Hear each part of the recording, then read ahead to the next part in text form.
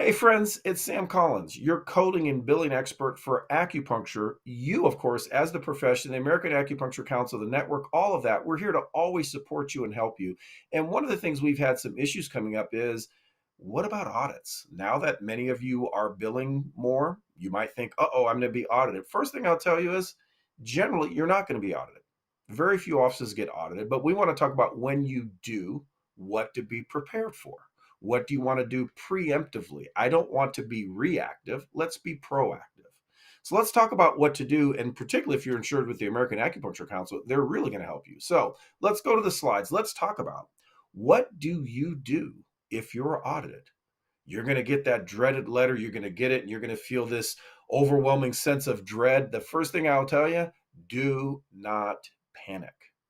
You are a good provider. You're there offering your best practice of services. You're being helpful.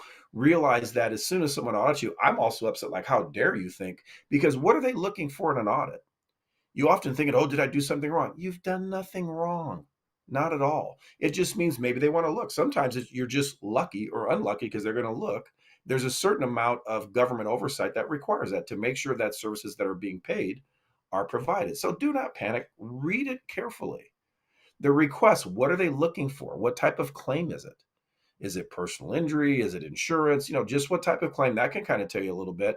But also take a look at what data they're requesting. Sometimes they're just looking at data to make sure that the services were provided. Think of it, if you've never dealt with a VA patient, in a weird way, they audit everything you do because they require you send chart notes. You know what they're looking for in the chart notes? Honestly, just making sure you did the services. They're not there looking at the necessity as much as people think. They're looking to make sure, did you do them? And is there a decent outcome?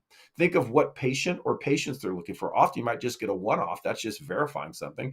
If you get several, that could be a little bit more that they're looking at, but nothing I would be overly nervous about. Make sure if you're a network member with me, get in contact with me when you get this. Let's review it. Let me audit first. Often you're going to be just fine. In fact, I'm going to say 9 out of 10 times for most of you.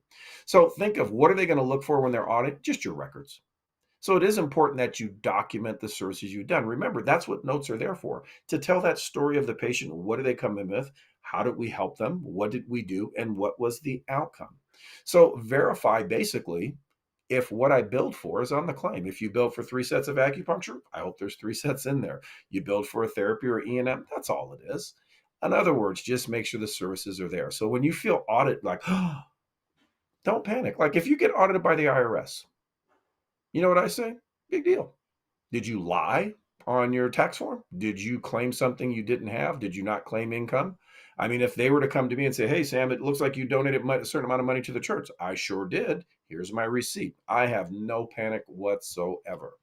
But I want to talk about what things can kind of set you up so you can start to be a little bit preemptive or at least be aware. What is going to get one thing that will definitely get you looked at more than others if you bill high level E&M codes. Now, as an acupuncturist, is it appropriate to bill a high level E&M codes? In some instances, it absolutely is. Think of a patient coming in, maybe they're post surgical, maybe they've got a lot of issues. Might that history be a little bit longer? So, therefore, these codes can be based on time. So, therefore, if you're using a 204, 205, you better document, well, how much time did I spend? The why. Or is it something that's severe? I'm not panicked about it. Just make sure it's done. Now, here's one area that definitely acupuncturists can run into problems. You cannot bill an E&M code daily. And I've had offices that bill and go, well, Sam, I've been billing it. They've been paying it. I'm like, I know. But someone's eventually going to look and go, wait a minute, this is every day. Remember, the acupuncture code does include a small E&M code, a little, how are you doing today? So there's an embedded exam as part of the acupuncture. This is part of the reason we put modifier 25. Modifier 25 is that indication it's above and beyond. Now, realize it's going to happen sometimes. What if a person comes on a Monday with headaches and then comes on Friday with low back pain? Well, I think it's appropriate for another exam on Friday because that's different from the headache. But is that common? No. So most often you're not going to see them that frequently. The other is billing more than 4 services. Now, I do think it's fairly routine for an acupuncturist to do 2, maybe even 3 sets of acupuncture pretty routinely, which means nothing wrong with that. I think that's reasonable. But think of therapies. A therapy or 2 after, sure. But what if you're billing like 4 additional units of therapies? That's like a $300 or $400 visit. That's pretty expensive. So I think probably not to say never, but realize that might get you looked at because they're going to just make sure, well, hey, if you're billing for that many, did you do them? And then, of course, just care that's long term. Now, keep in mind, medical necessity is the least audited factor when it comes to most services delivered by an acupuncturist. It really is. I'm not panicked about that as much as people think. I'm more panicked to make sure were the services delivered. So again, long-term care or extended care for non-complicated, if it's a flare-up, I'm not going to be as much of an issue there. Just make sure that it's reasonable. Okay. But here's one area. What if a patient makes a complaint? What if you have an ex staff that's disgruntled because you fired them? Realize never compromise yourself with a patient or a staff. Make sure everything's above board because now, if you have not, it puts you in a vulnerable position because you're knowingly doing something not right. So don't give that power away. Make sure everything you do there. If someone makes a complaint, so be it. They can complain, doesn't make it right. It just means they weren't happy. Okay. So here's something. Take an example. Here's an Anthem policy that says, and I just go to the writ says, as part of our own ongoing claims data, we previously contact you regarding your use of acupuncture services, and they talk about the letter. And it says you indicate, that you continue to bill outside the expected ranges. Well, this office is billing 3 sets every time. Is that necessarily outside of the expected ranges? Maybe slightly, but I'm never going to say don't do what you think is necessary because take a look at the second paragraph in the red. It says, we recognize that many factors may impact the coding of acupuncture services. In other words, they're letting you know, okay, you're billing above. Do you have a reasoning why? It cannot be that's my style.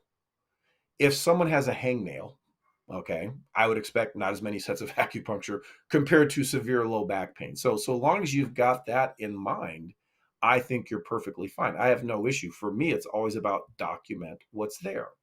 Because by example, United Healthcare does this quite a bit where they come back and you'll see here the coding of the acupuncture code 97813 and 97814 both indicate not supported. The medical records do not support 97813 was performed.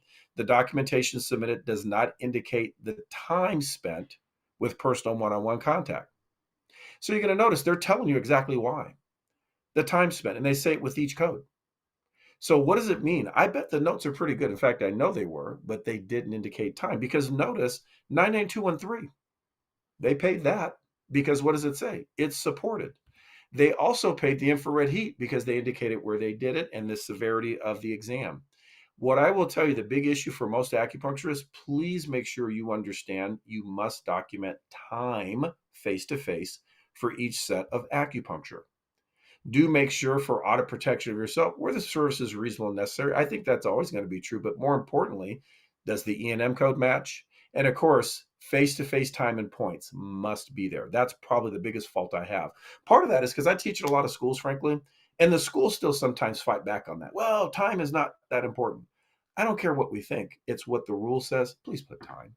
And of course, if you're doing therapies, and you should to some extent, the what, why, and where you did it, I think are important to do. And of course, make sure there's outcome. Here's the good news. You know why medical necessity often is never an issue for acupuncture? Because you're pain management. And so long as you're showing you're making the patient improve or dealing with flare ups, pretty much a non issue.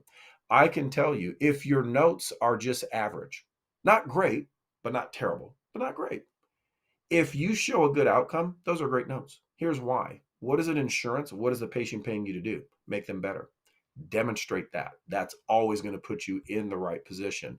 Good documentation practice helps ensure that your patients receive appropriate care. Okay. And from any other provider can rely on your records to know what was done. Bottom line is a couple of things to be careful. Remember inducements and kickbacks. That's where you get issues from your patients. Make sure if you write off their deductible, that may be helpful to them, but if they're mad at you, could they turn you into their insurance company for an inducement? They could. So don't leave yourself vulnerable. If it's a hardship, make it a hardship. And do remember incident to and supervision of staff. For the most part, acupuncturists do not have an ability to supervise an unlicensed staff person, meaning you cannot have just a massage therapist doing something under your license. There's a few states that do, Massachusetts and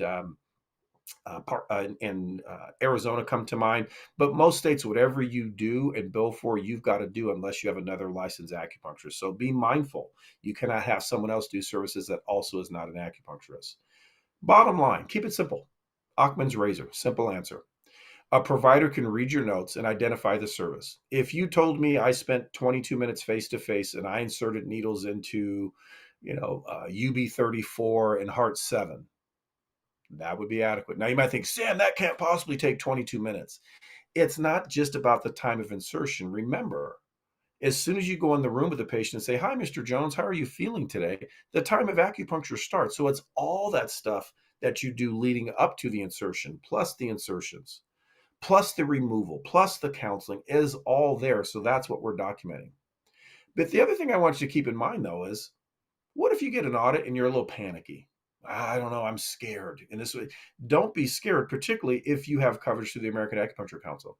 I want to highlight to many of you, and I'm not sure why many of you don't just use this one because it's simple and straightforward, has great coverage. And you'll notice here, I put the arrows.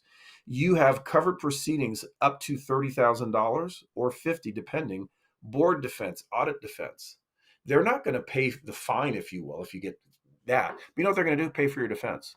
I can tell you in my experience in dealing with these, we win 90% of the time because often they're looking at something like, oh, wait a minute, let's look at it with another set of eyes. Make sure you've got yourself in place to be protected. I'm going to tell you the American Acupuncture Council, myself as the network provider, is here to support you. We want you to deliver good services. In fact, if you're not practicing, we don't have a business. We're here to support you. We want to make sure you're doing the optimum to make your practice successful, which means I work on the money side. If you want to help to learn how to make more money, take a look at the network service with me, and I'll guarantee you'll be doing better. Until next time, my friends.